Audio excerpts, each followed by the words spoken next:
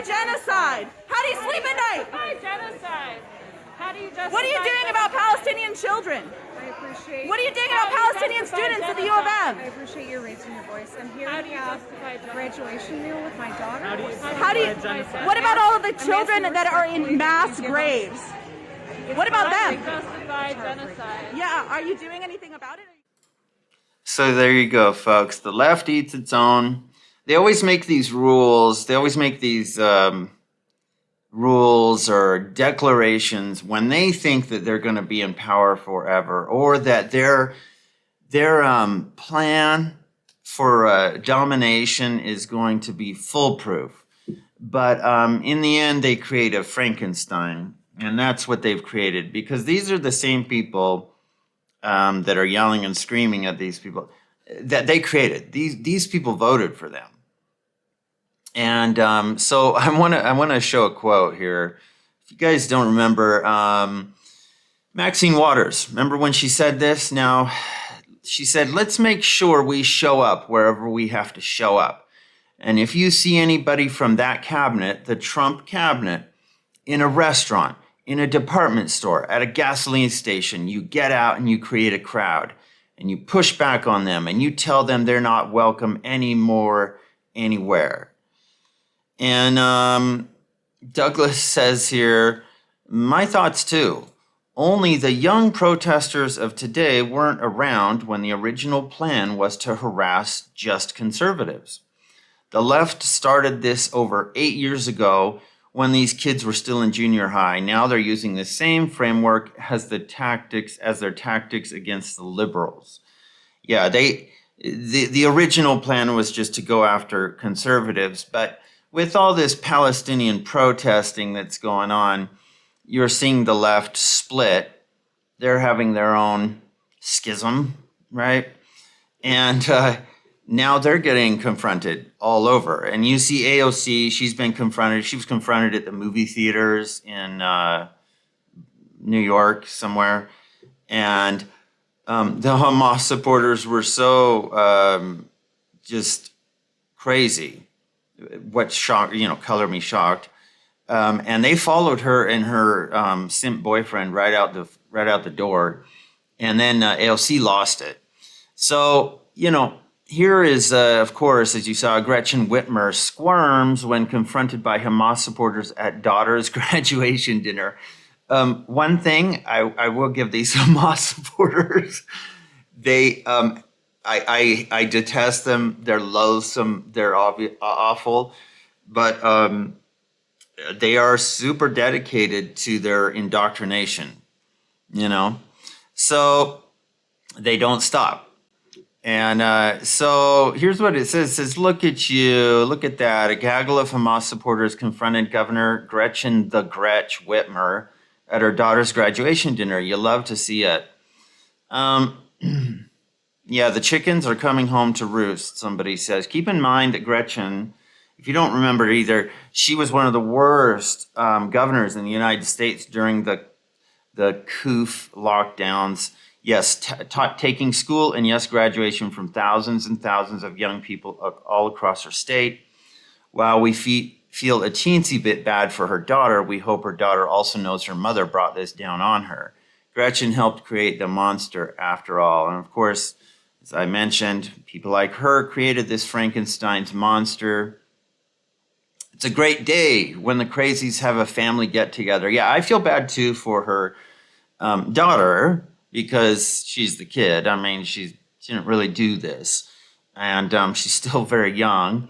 But Gretchen Whitmer, who's complete sellout, she knows so much better. But she created this. She has fed this monster. And that's the thing. You see this stuff happen on the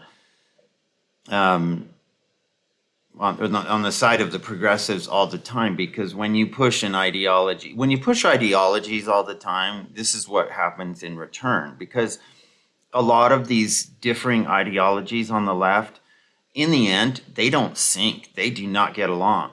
You've got the LGBTQ crowd. Then you've got the Hamas crowd, which would without question, throw the nearest LGBTQ supporter off of a 5-story roof if they were in the Middle East. And they wanted to impose Sharia law. That's not only like sexually conservative for regular straight couples, that's super sexually conservative for LGBTQ people. And they absolutely loathe that group. They're just being used as dupes right now. These two groups especially, and there's one other, I can't remember, and you've split that off now too, because you've got Jews who were Democrats who are now like, wait a second. Now they're saying death to Jews, death from the river to the sea. They're not letting Jews walk on campus. They're blocking them from going to class. They're harassing them. They're using violence towards them. This is splitting into shards. And so this is the multi-headed Hydra type of thing going on. And so, voila, we're here. And I'll be honest, it's kind of fun to see. You love to see it. Let them eat their own. She could at least attend her daughter's graduation. Many people had to do drive-by graduations when she locked our children down. Yet her COVID mandates kept thousands of young people from having a real graduation. Maybe this is her karma. Perhaps, I don't know. Maybe it's like the New York Governor Hochul.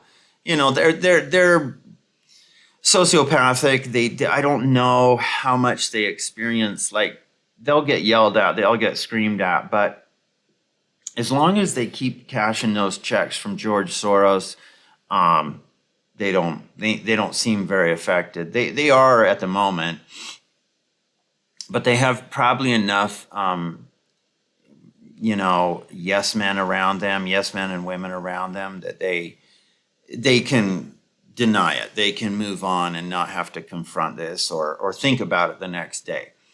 So somebody said, it's the little things that bring us joy. This is one of those little things. So sad, too bad. Self-kidnapping incoming. No kidding. And if you didn't know, just a little refresher, there was a kidnapping plot, which was basically the precursor to J6. It was a dress rehearsal where the FBI honed in on 4 guys who had their opinions about Whitmer, and they had opinions about leftists and stuff, and they were just a bunch of unemployed dudes living in their mom's basements. And so the FBI infiltrated them with 23 FBI agents. Basically was like, we'll provide the weapons, here's the plan. They basically constructed the entire plot. And it was the plot to kidnap Governor Whitmer. And it was blown apart. Nobody really believes that anymore, unless you're honed into watching MSNBC and you still believe that the Russian hoax and Hunter's laptop wasn't real. I mean, well, then it's there's not much can be done for you. But anyway, just thought I'd show that and share that. Thanks for watching, folks, and please subscribe if you haven't already. Please put a like on the video and comment below if you have any choice words about this or about Whitmer. So thanks for watching, folks, and I'll talk to you later. Bye.